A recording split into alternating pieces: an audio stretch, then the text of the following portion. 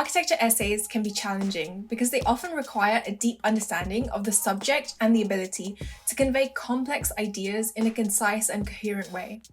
Unlike other degrees, architecture students are also required to include some of their creativity and design influences within their writing. On top of this, the design of the essay itself is also a key part of the marking criteria. This may help you to make your essay more visually appealing and engaging. Depending on whether this is a history and theory module, your dissertation, or your final year thesis, in order to be successful, it is important to have a plan for researching and writing your essay.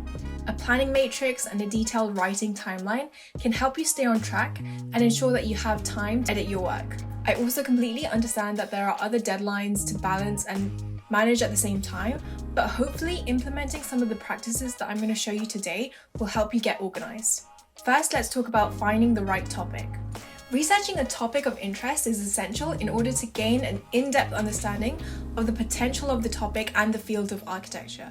This involves reading up on published articles and research papers, consulting industry professionals and academics, as well as getting an understanding of the primary and secondary sources related to the topic. I see this all the time, and it honestly surprises me how long it can take students to find a topic and research question. This is usually because they end up spending too much time doing light research, going into Google or Dezeen and looking at topics that have already been written about. If you haven't been given a brief or a starting point, find something that is related to your own interests. If applicable, you could also turn to your design project for inspiration. But remember, it doesn't have to link. So where do you start? First of all, find one thing that you're interested in and do research. Dive deeper. Find one general topic you kind of have some knowledge about or you've looked at but not quite in depth, and do research only about this topic. The key here is to purposely go down that rabbit hole and find the weirdest, most surprising things that you can find. Another good way is to brainstorm possible research questions. You'll basically find that each time you write a new idea, it will get more and more challenging, but this is where the quality of the questions will also improve. Usually in essay modules, you might have a couple of weeks of lectures or group seminars to get a feel for the task and keep researching in between. But many people make the mistake of not doing anything during this time and then end up panicking when an abstract or essay proposal is due. I can't stress this enough.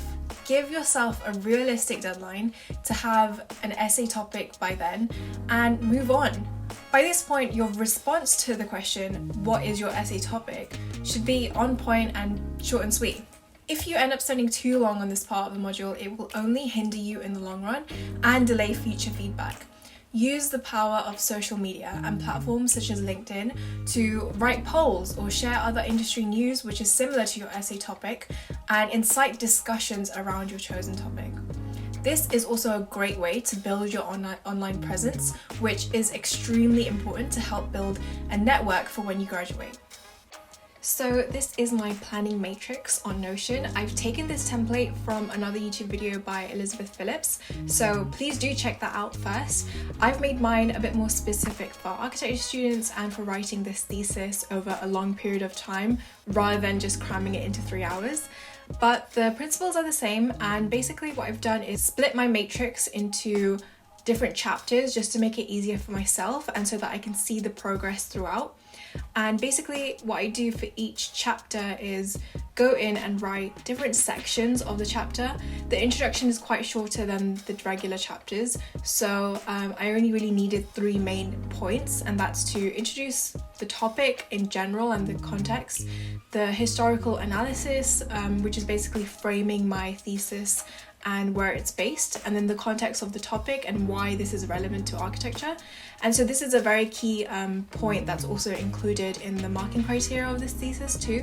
So if you do have access to that, which you should, I would highly recommend taking a look. And sometimes this can be quite vague, but it also might help to speak to your tutors to figure out what's kind of like good to include at the beginning. I know sometimes also you might be inclined to write your introduction last, which is totally fine. I guess the matrix has to work for you rather than the other way around. So The whole point of this is just so that you know what you're writing and you can kind of space out what you want to write over the different chapters. And it also helps to make sure that each point is also linked to the next. I think that's a very important thing, not just in essay writing, but also in portfolio design and other aspects too. I've then got a column for key points, and this is kind of like where the main bullet pointing happens. So I've broken down, the research question and aims, touch on the methodology that I've previously written, and I basically ask myself either questions that I can then answer in the chapters, or I kind of like bullet point the points that I want to hit on. So in this one, I wanted to talk about viral food content on platforms such as Instagram and through short form content, and how they only give a glimpse of the cuisines that actually have a larger history behind them. Introduce or touch on the concept of third places, because this is again a very sort of central argument for the thesis as a whole. And then this column, which I really like, is I've included sources, and in Elizabeth's video I believe she just includes quotes and things and kind of references within this table itself, but because I've also set up my own bibliography table in Notion, I can literally just link to whichever article or book or journal it is.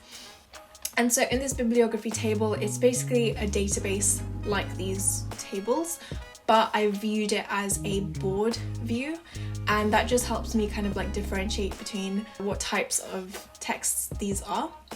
And so I've got a couple of books, I've got various articles and journals, web pages, and if you go inside these pages, you'll also actually see I've started to write my own notes, I've started to bullet point my own thoughts.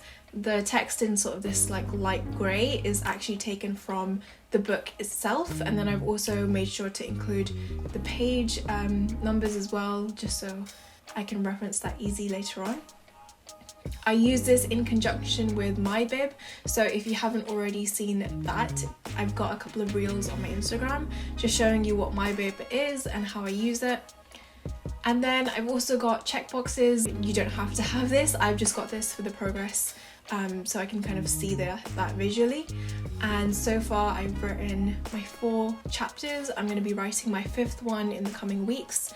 So basically what I would do, I guess maybe like a week before I want to get the chapter finished, I would start planning this out, and then I do a lot of reading specifically for this chapter. I've also previously written notes on the bibliography texts, but this is a lot more specific, and so I would kind of like go in and kind of link in all the sources that I need, and make sure to reread this and maybe edit. You can also like move around stuff if you need to, if you feel like it's better to have it in a different order. So that way I think Notion is really, really helpful and useful, because you kind of also know what you need to be writing next, and it means that you don't really have that sort of blank page mind block thing. So I think it's just a very simple way of keeping on track and keeping focused with what you're doing next. And that's basically it. It's a very simple table. You could do the same thing, I guess, on Excel. You could write this, you could kind of like split it into sticky notes or whatever for each chapter, but it's just a very good way of breaking it down as much as possible. So basically for each chapter then, this one was 2050 words, I basically ended up writing about 340 words per point for this one. And then that helped me, I guess 340 words is like 2 long paragraphs if you think about it. So I knew that I needed to start writing about what are the raw spaces, why they're important. And I also had research alongside this to back it up. So actually, even if I didn't hit that sort of 340 word count, then it was completely fine, because usually I end up writing over the limit anyway. So I think it's just all about making sure that you have a good balance, and you also know how to restrict yourself when writing if you find that it's a problem. But yeah, now we're going to move on to the writing timeline, because I think that again goes hand in hand with this matrix. Alongside planning your essay, you also have to bear in mind the general timeline of the entire project. You don't need to do this for the entire year, more just so for the next month or so at least. I usually identify any upcoming deadlines and mark out the dates for tutorials, so then I can use that as a mini deadline. Then you'll be able to make sure that you're clearly discussing actionable steps with your tutor so that you have a clear idea of what you should be working on and which stage you need to be at. When using the planning matrix, I divide each chapter into equal chunks and then adjust for the introduction and conclusion. And then once you've made your 5 to 8 points, you can roughly divide that again by the word count to know how many words you can roughly write for each point. Obviously, as you start writing, this can vary, but it helps you to keep on track and not lose focus of when you should be moving on. As a general rule of thumb, somewhere around 150 words is about a paragraph, so 300 words can be 2 long paragraphs per point, and then you can use this as a base to break it down even further and give yourself a single point or two to write one day during the week. This will help you stay laser focused and make sure that you're writing consistently and frequently without doing it all in one go. Writing architecture essays can be made easy and fun by treating it like a portfolio or publication, taking inspiration from Behance and magazines for the graphic design and experimenting with different ideas. Writing architecture essays can be made easy and enjoyable by approaching it like a portfolio publication or even a book. Taking inspiration from Behance and magazines for the graphic design can be helpful for finding ideas and generating topics of your own. Why not explore a range of different approaches and mix and match different ideas to make your architecture essay unique?